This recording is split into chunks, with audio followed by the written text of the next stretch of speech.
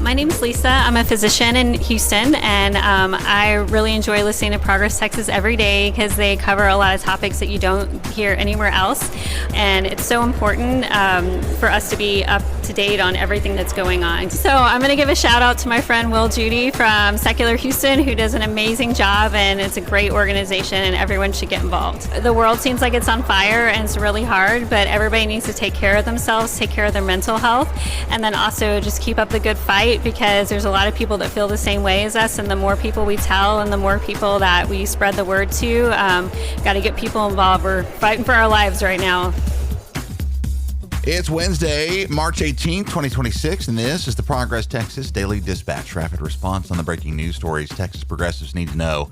I'm Chris Mosier. Here at Progress Texas, we built a statewide audience. We reach millions of Texans monthly, and that's thanks to folks like you who invest in independent progressive media by Texans for Texans. Huge thanks to Susan Lofton, Susan Rodriguez, and Kristen Hartwell for their ongoing sustaining support. So it's been a little while since we laid a little love on Texas's junior and America's oiliest senator, Ted Cruz, who spent a bit of time yesterday lying his ass off at the U.S. Capitol about the Save America Act. Junior Rivas at Democracy Docket says Cruz is all in on the MAGA line that a surge of illegal migration over the last couple of years is somehow a plot by Democrats to skew elections via mass voter fraud, a claim that very simply does not conform to the complete lack of any empirical evidence regarding any widespread existence of non-citizen voting in the USA. Statistically, that almost never happens. And when it does, it's already a federal crime. What Cruz is doing here is not only theater for Donald Trump's eyes, in spite of the Save America Act's very limited odds of actually passing the Senate, it's designed also for the eyes of the racist MAGA base, for whom the idea of brown people voting at all is abhorrent to begin with. Our ideological opponents have not changed the playbook much at all this cycle. They lean in on hate because it works with the Republican base. Let's review a few things about the Save America Act. Not only would it place new and arduous proof of citizenship requirements on new registrants, requiring either a passport or a birth certificate consistent with the voter's current name, both of which are documents many Americans, especially married women and both elderly and younger voters, simply do not have.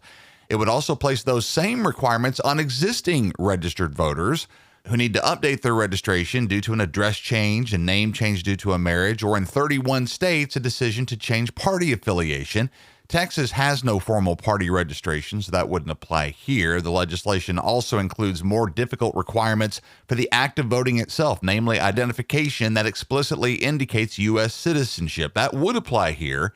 Driver's licenses in many states, including Texas, do not satisfy that citizenship proof requirement. Related to the Save America Act, the Texas Republican Senate runoff between 24-year incumbent Senator John Cornyn and Attorney General Ken Paxton is now formally set for May 26. Both candidates will be on the ballot after the deadline for either to drop out came and went yesterday with no endorsement from Donald Trump in the race, rendering the old man's demand that one of them drop out useless and limp and moot, which means a lot of GOP money is going to be spent by both of these guys to smear the dickens out of the other, and the weapon du jour is deepfake AI video. As Gwen Howerton at the Houston Chronicle puts it, they're already trying to drown each other in AI slop. Cornyn has cranked out Ken's Love Shack, an AI-generated parody of the B-52s song that mocks Paxton's various scandals, including his joint Uber account with developer Nate Paul, and his alleged use of an Austin condo for extramarital affairs. And this isn't even very carefully crafted AI. Frankly, it looks like crap. And the B-52s aren't pleased with it either. A TMZ report includes a statement from the band, quote, "Today we learned that our song Love Shack is being used without our approval for a political attack between two politicians in the beautiful state of Texas. We do not endorse either candidate. We have already formally demanded the song immediately cease to be used in this tasteless and illegal way," unquote. Paxton has, of course, himself used AI to depict Cornyn in a fictional dancing embrace with Congresswoman Jasmine Crockett, and other gross Republican ads have conjured a super creepy doppelganger for Democratic nominee James Tallarico. As we've mentioned, all of this is happening despite Texas being a supposed pioneer in the banning of deepfakes from political ads. A lot of this, as is the case with AI in general, is being done in order to cut costs as well. AI, of course, is a lot cheaper than human actors, camera operators, or editors.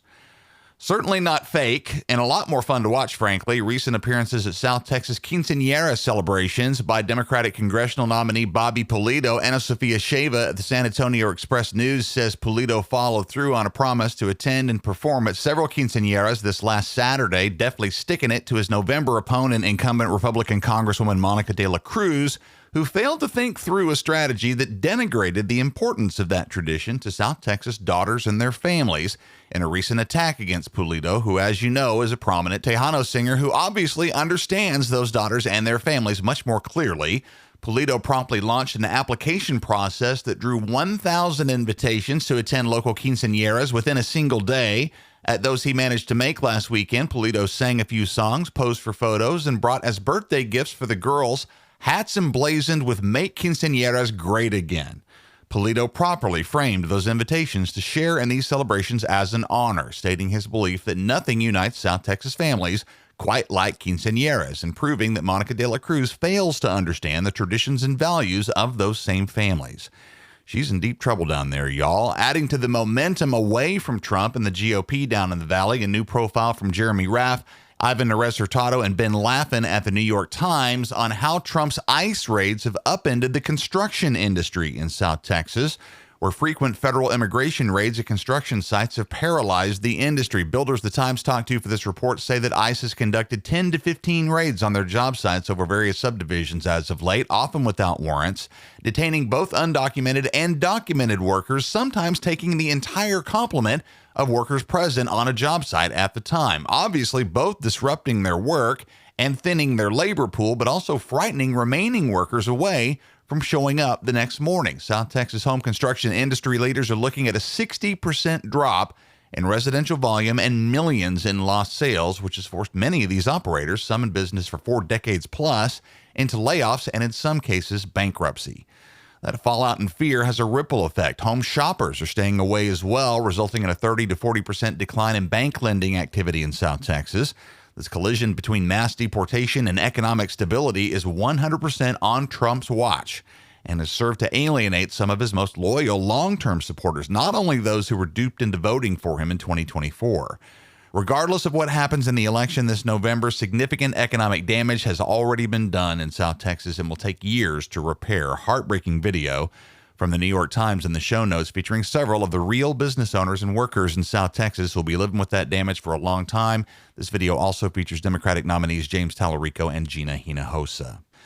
As for the runoff, it's time to start making a voting plan, and the Texas Tribune has some important details on that out this morning, and we're sticking that link in the show notes as well. Important dates include April 27th, your last day to register in time to vote in the runoff. You can vote in the runoff if you didn't vote in the primary a few weeks ago, but importantly, if you did vote in the primary, you have to stick with the same party ballot you voted then. May 15th is the last day you can apply to vote by mail, and there are restrictions on who can do that as well. Early voting in the runoff runs May 18th through the 22nd, and Election Day in the runoff is May 26th. Progress Texas is proud to be the official media partner of the Harris County Democratic Convention happening this weekend at the University of Houston. We're also sending a team to the Collin County Democratic Party Convention, and McKinney will be set up in the vendor areas of both conventions all day long on Saturday the 21st, this Saturday. So do come find us, say hi, grab some merch, and be part of our day-long recording project for the podcast. Progress Texas is expanding our top-rated podcast network to include Spanish-speaking media to increase the reach of our progressive messages daily. See the link in the show notes to make your donation towards Spanish media today. And be sure to hit our web store at the website at progresstexas.org. It's live and ready for you to grab some newly released Humans Against Abbott, Y'all Means All, and Revolution shirts, stickers, and buttons. Hit the web store at progresstexas.org to support your favorite podcast network today. That's the Progress Texas Daily Dispatch for this Wednesday, March 18, 2026. Links to all these original stories can be found in our show notes. Our mission at Progress Texas is to improve and save Texans' lives by acting on our shared bold progressive values, and that starts with countering the billionaire and corporate-funded conservative disinformation machine. Progress Texas is an independent, nonprofit, rapid response media organization. While campaigns come and go, we're the permanent home for progressive media and action in the Lone Star State. I'm Chris Mosier. Thanks so much for listening. Have a great day. We'll see you again right here tomorrow morning.